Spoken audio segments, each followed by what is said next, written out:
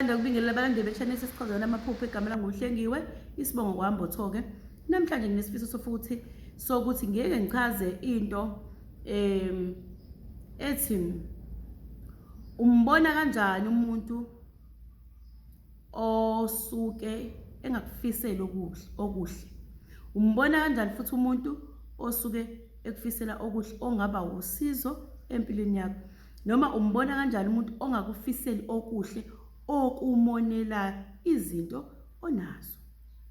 Ake ngiqale-ke bakwethu. Okokuqala, zimbili lezi nhlobo zabantu njengoba ngisho. Okokuqala, lo ozombona osuke ekufisela izinto ezinhle engakulekelela engakusiza. Okokuqala uzomphupha nje ephusheni lakho, umthole ukuthi mhlawumbe ukupha into ethize noma ukwenzela into ethize enhle wena.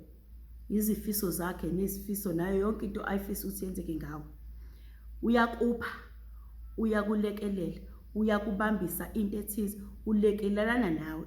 Yilapho mase kuzoba okuncane kuthe ukuceza uthola ukuthi uzomphupha umuntu kuthiwa kuzokwenzeka into ethize kuyena ahamba umtshele. Ihlukile-ke leyo, ayiqondene kakhulu nempilo yakho, isuke iqondene nempilo yakhe. Ngiyababona-ke abanjalo. Khuluma ephusheni osuke kusiza, ekulekelela, ekubambise iy'nkinga onazo noma enawe kodwa nje esimweni sokukusiza. Ake ngisho kanje, leyo muntu loyo usuke enomoya wokukufisela okuhle nokuthi uwumuntu ongeke uzumsabe, engakwenzela noma yini ukuze ulunge kuwena. Mase kuba nalo ozomphupha futhi. Ake sithi uyasebenza, uzomphupha esemsebenzini wakho la usebenza khona, kodwa akasebenzi khona. Awupheli unyaka noma inyanga ungamphuphanga. Uyasebenza usumbonisela esebenza khona. Mangabe umfundi uyafunda, engafundi usumphupha ula ufunda khona. Mangabe ulungisa izinto ezithize eziqondene nemicimbi ethize, usuyamphupha kulapho. Wenzani zonke lezi zinto? Uyabangisa ulwisana ngalesi simo lesi. Uphikisa lento leyo oyenzayo. Njalo ungabe ucabangile ukuthi ufuna ukubeka imali ethize kanje, uzomphupha ephikisa leyo into leyo. Kahle kahle kuyona yonke nje into osuke uyenza oyifisayo umphuphe lo muntu. Kwesinye isikhathi uthola ukuthi umphupha ulwa naye. Kwesinye isikhathi uthola ukuthi umphupha uhlaselwa abantu, umili uyakubuka angakulekeleli. Kwesinye isikhathi umphuphe uthola ukuthi mhlambe uphonseke endaweni ethize noma emgodini, afika kulunguze phansi angakulekeleli. Noma mhlawumbe uphushelwa uyena emgodini. Ake ngenze izibonelo ukuthi izinto ezimbi esuke zikwehlela ephusheni angakwazi ukulekelela. Amazwi ephusheni ahlezi enenkulumo etshengisa ukuthi lo mawuvuka ekseni ukuthi hawu lento lo muntu usefunani lento. Imicabango ecabangile mhlawumbe wakhuluma nomuntu othize uthi hawu isimo esithize engathi siyahleleka, engathi siyalunga, uthola ukuthi usuzophupha yena ephusheni ekhuluma ngento efanayo ethi nami lalela ngiphinde ngikunezelele. Izinkulumo enikhuluma naye ngokwasempilweni wangempela. Sothi uzobeka into ethize, uzokuvezela nje okuncane ukuthi uyi-competition kodwa uyahleka. Ebehleka, uyabona inja mayizokuluma iveza amazinyo. Iwavezile kuwena kanti izoluma wena. Uba kanjalo ezodonsa, udonsa yonke isimo sokuthi okay, hawu uzokubuza kumi kanjani empilweni yakho.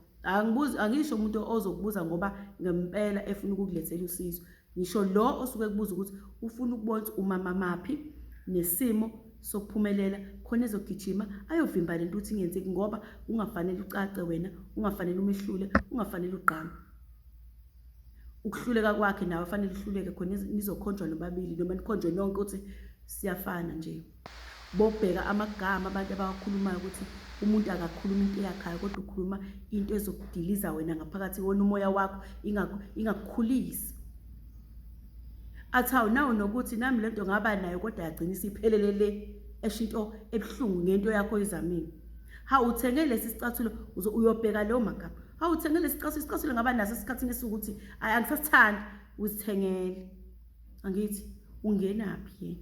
Akakwazi ungena. Inhliziyo yakhe eyenza ukuthi imphushele ukuthi agcine sephimise ngazi ukuthi engakunyuka, kodwa manje inkinga ayikho into azokunyukela yona ngoba wena unjani, uyilento oyiyona unako kwakho manje futhi uyakufihla ukuthi unenkinga yokuthi akafuni ukuthi uphumelele. Uzombona kanjani? Uzombona emaphusheni, umuze nesey'nkulumweni zakhe iy'nkulumo ezingezi kahle, yabona.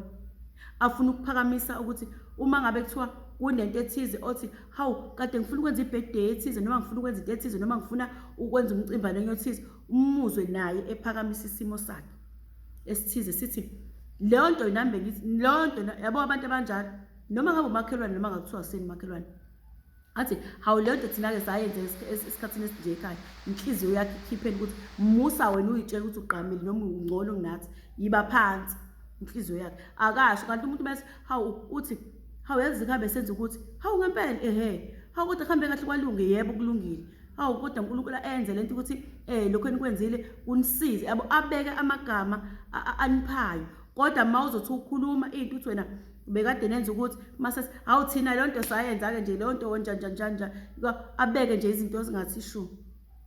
Baso uzombona emaphusheni akho lowo muntu kanjalo.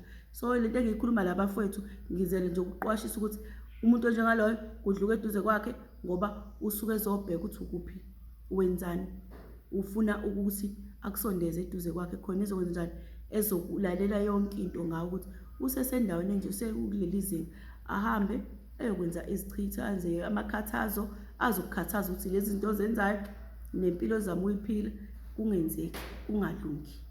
Bamandla-ke abantu abakanjalo, futhi ngasikhathi ukhuphuka nempilo nabo bayakhuphuka, angazi baya-upgrade kule level yokuganga, ngoba phela njengoba ukhuphuka yena ukhuphuka nawe uzokuganga wena, eyalabo bantu impilo ivamise ukuma ithi nse, ngoba namehla akhe wayibhekile yena kodwa abheke bani? Wena. Into engiyithandayo-ke ithi vele uma unabantu abagada impilo yakho nezitha, yilapho idlozi noNkulunkulu akulola khona, ngoba uyakutshengisa idlozi liyaqala litshengisa yena lona mbhasobhe lo akalungile, ngaphandle nje ukuthi uzuyotshela umuntu omuphupha njalo ephusheni, engakusizi, emonela izinto onazo, ekubangisa, ehleze la eduze kwakho ukuthi abusathe ngisho noma kade ungamcabangi emini, nangu inkinga leyo.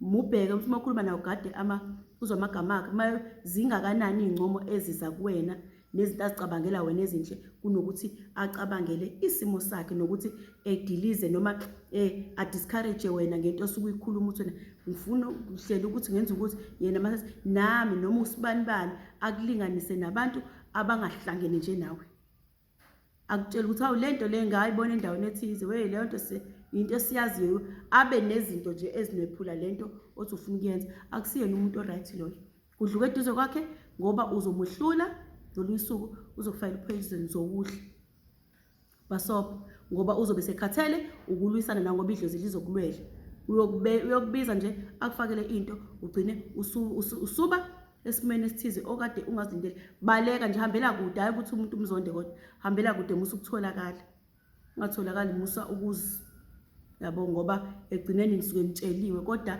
hayi abanye babo baze abantu ababo abangasekho bayakwazi batshela ukuthi mubhasobho sibanibani, musa ukusondelana naye, ungayi kuyena mbhaso, bayakutshela nje bengafihli. Ngaleyo ndlela bafowethu umuntu angalimali ebhekile esetsheliwe. Namhlanje ngicela ukuthi ngime lapho, ngizobe ngibuye futhi nezinye izezinto, nisaleni kahle.